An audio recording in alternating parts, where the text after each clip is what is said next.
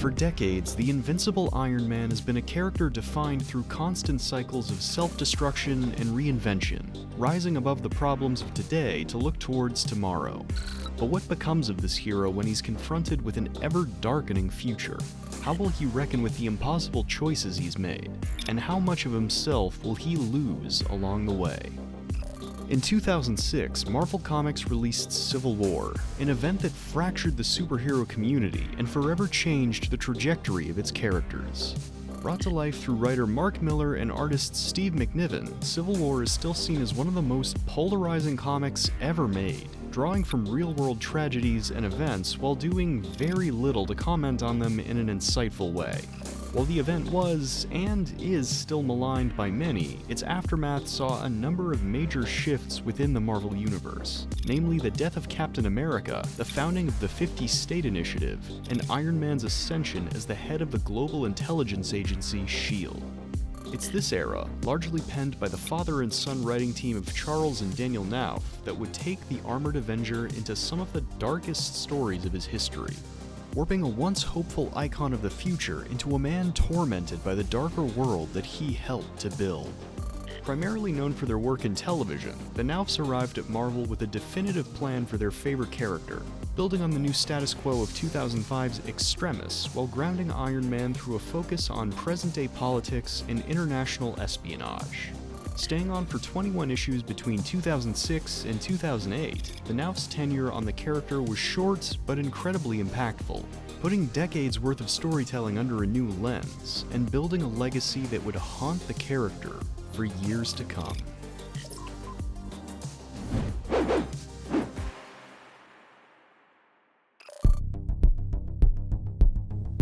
Nowadays, the genius, billionaire, playboy, philanthropist Tony Stark is a household name, thanks in a large part to Robert Downey Jr.'s depiction in the mega franchise that is the Marvel Cinematic Universe.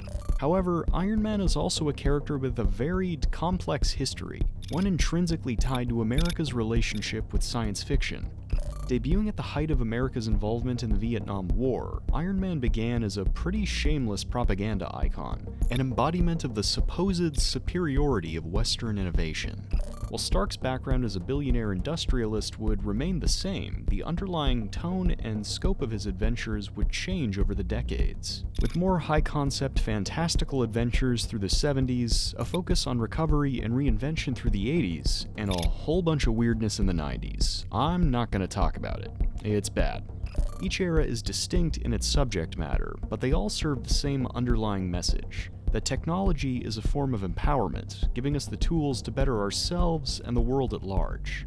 While this approach would continue up through Kurt Busiek and Sean Shen's seminal run on the character, America's relationship to superheroes, technology, and authority figures would start to shift in the early 2000s, with the hero steadily taking on the themes and aspects of this newer, more frightful age. While Extremis effectively made Iron Man a post-human superhero, later stories, including 2006's New Avengers and The Inevitable, would explore the real effects of this change, moving Stark away from his superhero roots to combat all manner of threats from the information age. This friction between the old and new worlds of superheroes would come to a head in Civil War, with Iron Man's support of the Superhuman Registration Act turning him on his fellow heroes, and leading to his ascendance as the new head of S.H.I.E.L.D. It's within this new status quo that the Knauf's entire run takes place, setting Iron Man's elevated status against his own inner doubts to cast a new light on everything that's unfolded over the past decade and beyond. Stark is not like Bruce Wayne. You can't just put your finger on some external event that created him, muses Daniel Knauf. It's a lot of things. His sense of alienation, his guilt and frustration at man's unerring tendency to war, his substance abuse, his intelligence. I think the problem with Tony is he likes to think if he could just take a step forward, he'll leave all that behind him. That's his greatest strength as a sort of futurist and inventor, but it's also his biggest weakness. You don't come away unscathed from a situation like Civil War or the loss of so many friends. All those incidents, losses, and tragedies are nipping at his heels. If Civil War was the ham-fisted exploration of a national tragedy, muddling its message and focusing on the spectacle of its destruction, the Knauf's run on Iron Man attempts the exact opposite, using the event's aftermath to explore the transformation of the Armored Avenger as both a character with decades of history and a symbol of the culture that shaped him.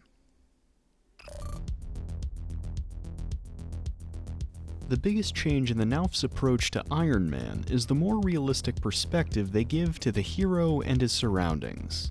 Since its foundation, the Marvel Universe has always been seen as a heightened version of the world outside your window, with its creators using characters and concepts to explore real-world issues through a colorful, fantastic lens.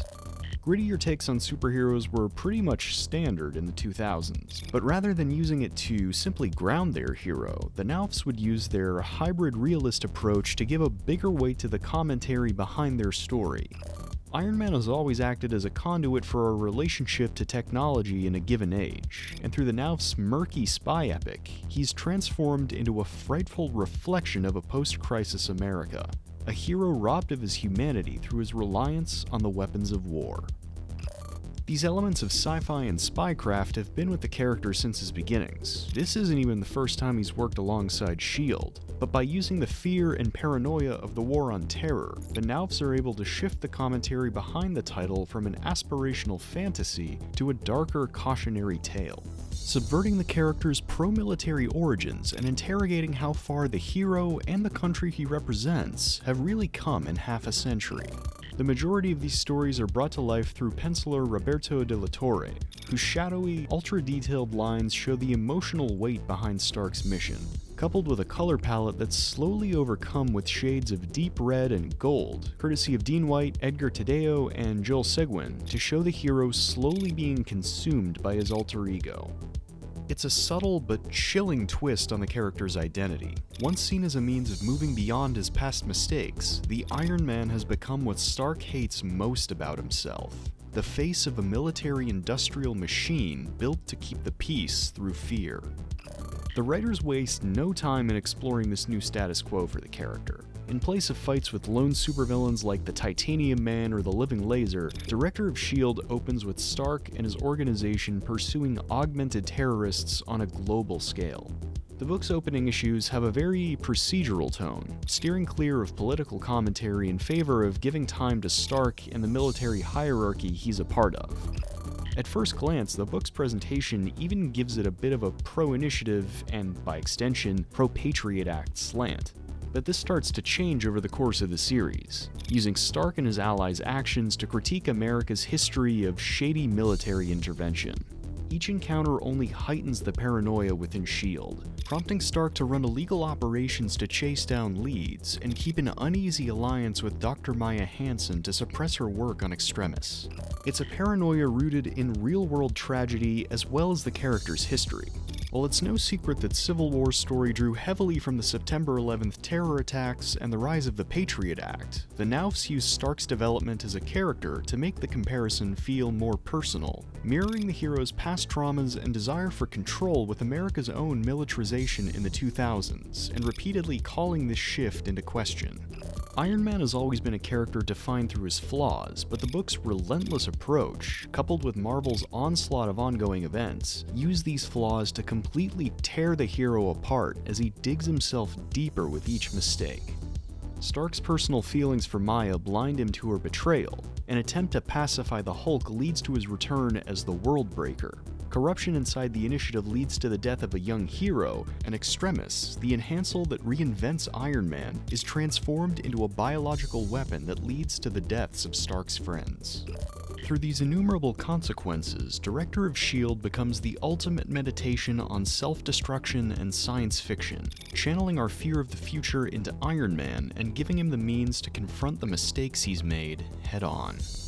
He's deeply flawed, and the roots of those flaws are complex and internal, which is how things are generally in real life. Knauf states. He built this suit to protect him from the world, and in doing so, he built a prison, which is very interesting to me. It's a trap a lot of people fall into. The more they try to protect themselves from the world, the more escape-proof a prison they build for themselves. I like the thematic potential of that. If the run's first half explores a hero corrupted by the system he's trying to reform, its latter half sees Iron Man brought face to face with that very corruption. Stripped of his extremis powers by S.H.I.E.L.D. and plagued by visions of the people he's failed. Long story, pretty cool twist though. Stark begins to uncover the links between the Initiative, the government, and the global conspiracy they've been hunting. all orchestrated by one of his oldest enemies. And unfortunately, this is where the book's commentary starts to fall apart a little. While most of the run acts as an examination of America's part in the War on Terror, the reveal of longtime villain the Mandarin as Puppet Master is a baffling choice, especially given the character's reliance on foreign enemy tropes from Iron Man's pro-military origins. Paired with the hero's temporary ousting from S.H.I.E.L.D., the story's climax might come off as a little cheap, letting Stark resume his old heroics without facing any lasting consequences. Of course, Marvel's world has never been a direct copy of the real world, but a heightened version of it, with creators exploring larger societal issues through simpler battles of good versus evil. Some nuance is bound to be lost in the translation. Still, given how much of the run builds itself on Iron Man accepting the weight of his mistakes, transplanting all of his guilt onto a convenient bad guy feels kind of like cheating. It's also possible that this was all in the service of a larger message that got lost in the shuffle between creators. While the Knaufs would leave the title on a high note with issue number 28, the book's final arc under Stuart Moore is spent walking back this victory, with Stark meditating on the human cost of the world he helped build. Once the symbol of an aspirational future, Stark has been transformed into something alien and unrecognizable. A hero who's traded his humanity for the illusion of safety. The villains of tomorrow are gone for now, but the legacy of what was lost to beat them will haunt the hero forever. Despite the massive impact it had on Iron Man and the Marvel Universe at large, the legacy behind Director of S.H.I.E.L.D. is complicated to say the least. The run was largely denounced as character assassination during and after its initial release, with readers assuming the book's story continued the angle of Civil War, which tried and failed to argue in favor of Iron Man's proto-fascist regime. A lot of this can be attributed to an unwillingness to fully commit to the political commentary present in the stories, with the Knaufs downplaying real-world parallels in favor of a more sympathetic take on the character. Of course, saying something isn't political doesn't actually make it so. All art is a product of the culture and perspectives of its time, and by shifting Iron Man from another sci-fi adventurer into the icon of a broken nation, the story becomes a commentary on how acting out of fear can have lasting consequences on the individual and the world at large. Subsequent creators would continue to build on this commentary through developments like Norman Osborn's Dark Reign, with supervillains taking over S.H.I.E.L.D. and using Stark's resources to terrorize his fellow heroes, the effects of which still plague the character today. It's fitting that these events all tie back to a character defined through cycles of destruction and reinvention, giving the people who grew up in this climate the means to process the fear and prejudice of the time while envisioning a path forward. While not well received in its day, Director of S.H.I.E.L.D. demonstrates the importance and weight of a character like Iron Man, elevating him into the symbol of a conflicted, war-torn America before paving the way to a more traditional redemption arc under writer Matt Fraction. We can't move ourselves or our heroes forward without confronting our failures, no matter how large. This process can be painful, but it's through that pain that we can finally start the long road to recovery and make ourselves and our future into something worth fighting for again.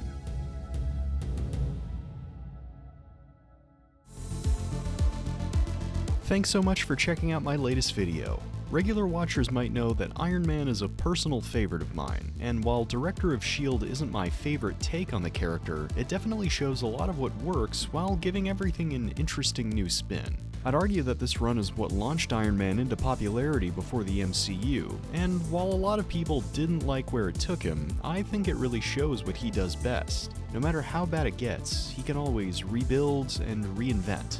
For something so rooted in a time of fear, I think that's a really powerful message.